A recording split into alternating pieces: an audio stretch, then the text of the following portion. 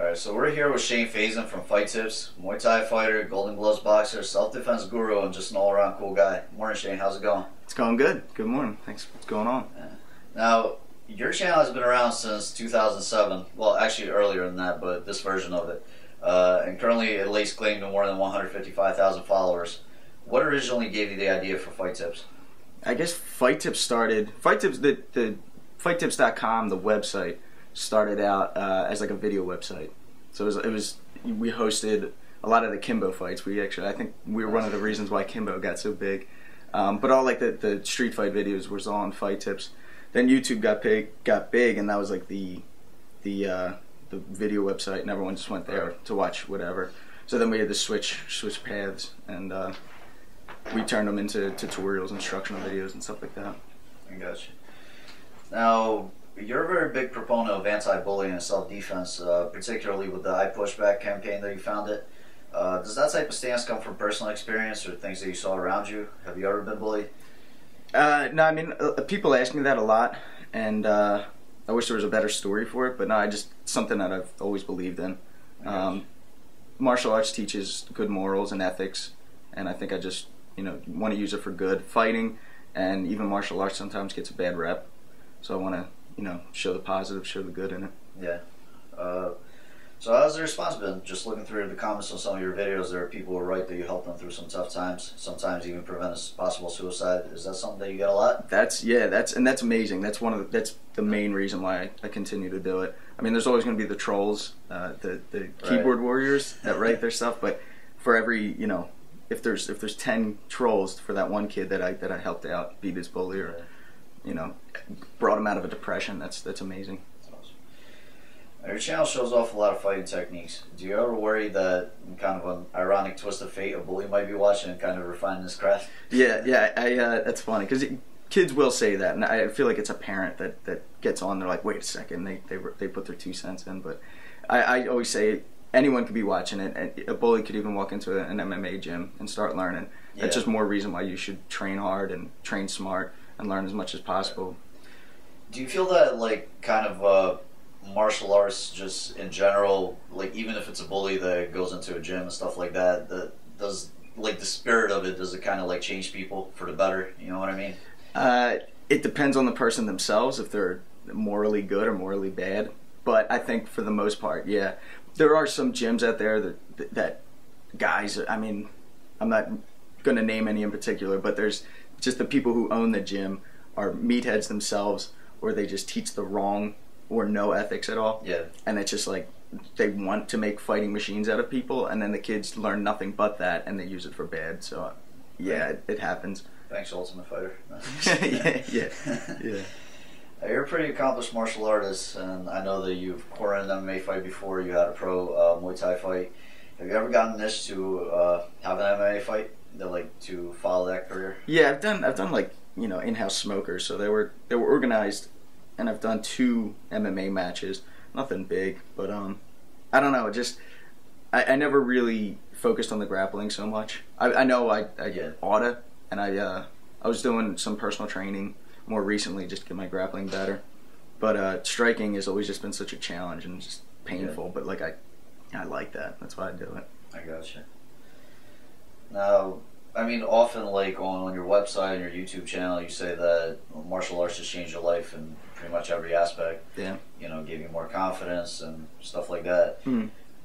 What would you attribute that to? Even going back to the bully question, like, is it just the camaraderie in the gym? Is it the fact that, it's such hard, like, you kind of push your body to the limit and it just kind of changes something in you, or is it just the fact that you know that when you walk out on the street you can beat down like 99% of the people out there?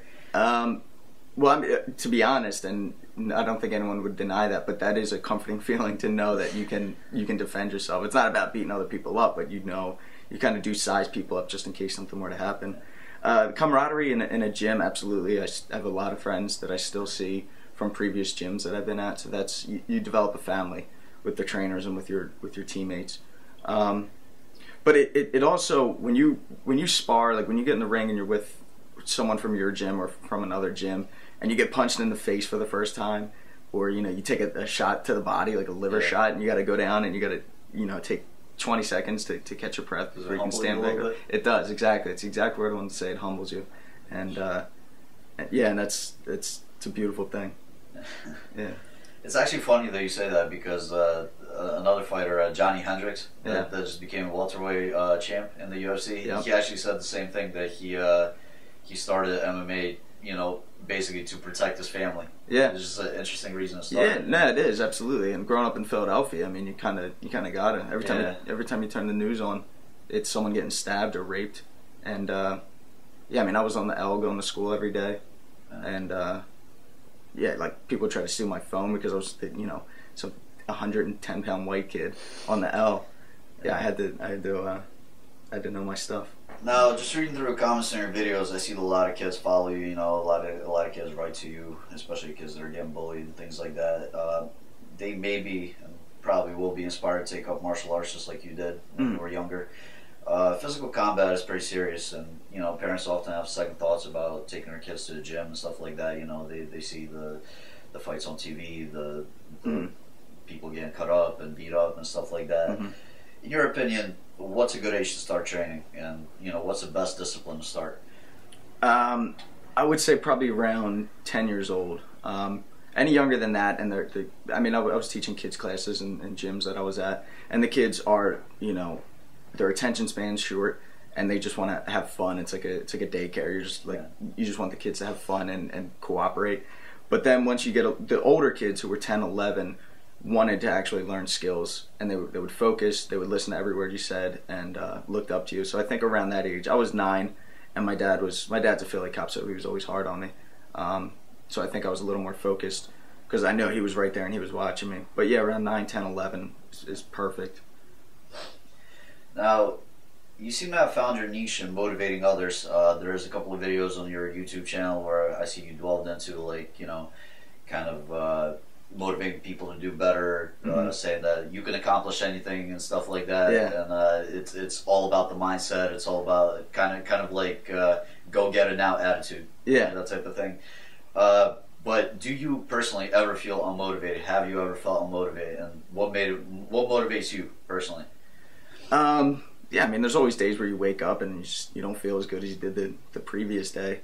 Things that motivate me are, I guess, my family, my wife, my friends, and then every once in a while, I'll just turn on a highlight video of my favorite fight or someone fighting, just beating ass, and it's like, what, if another human being can do this, there's no reason why I can't. And it comes down to that simple saying that people say, if I can do it, you can do it. But it's true. It's like, what's the point of being down if I could go do something positive or help someone else or do something constructive? So, does your shin still hurt from that baseball bat breaking video? Nah, all I had was a lump, and it was really small, some damaged skin right there. But it actually, it didn't hurt.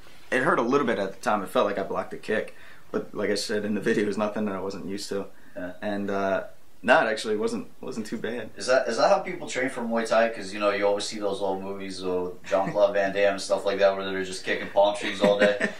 Where Tom was kicking and the plaster was falling down. No one trains like that. You kick. In fact, I got a video coming out next that's don't do anything stupid like that. Don't bang anything hard against your shin or rub glass bottles.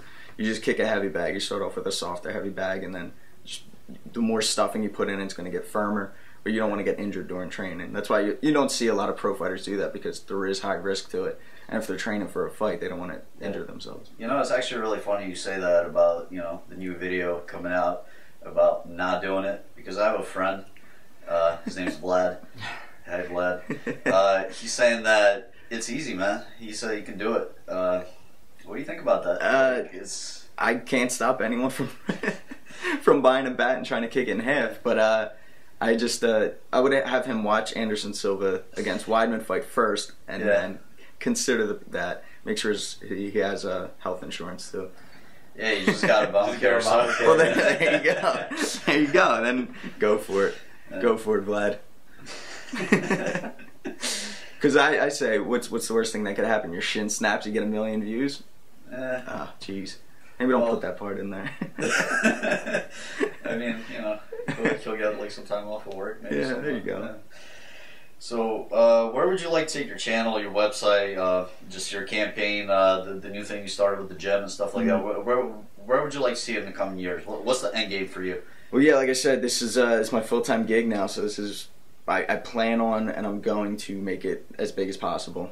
I remember watching like interviews, and as much as people hate him, Dana White, because he's such an ass. I love the Dana White interviews. The most entertaining thing. Yeah, but he's and he was cocky and confident, and every time they asked him about anything where UFC's headed, he would say, "Oh, we're just scratching the surface." And I remember watching that like 8 years ago, and I'm like, how could they get even bigger than this? And then I see there's UFC gyms popping up all over the place. There's action figures, and it's like wrestling, and I didn't realize how big pro wrestling was.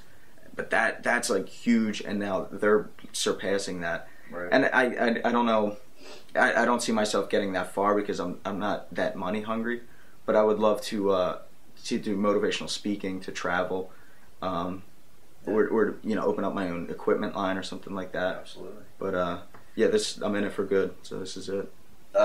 Fight Tips has like a pretty cool logo. Now that you're talking about the equipment line, is there? Do you have a store anywhere that people can go and buy it, or? We do. Yeah, we have a clothing, like a spreadshirt. It's pretty simple right now. It's easy for us, but we got like 10 different style shirts on there right now, and it's you just go on fighttips.spreadshirt.com and you pick your size and your color and stuff like that. So it's pretty simplified. Instead of having us, order a bunch of them and stock it in our house, it's easier because you just go through that company. All right. Thanks a lot, Shane. I appreciate the interview. Any last words to your fans, people watching at home? Train hard, train smart, and be safe.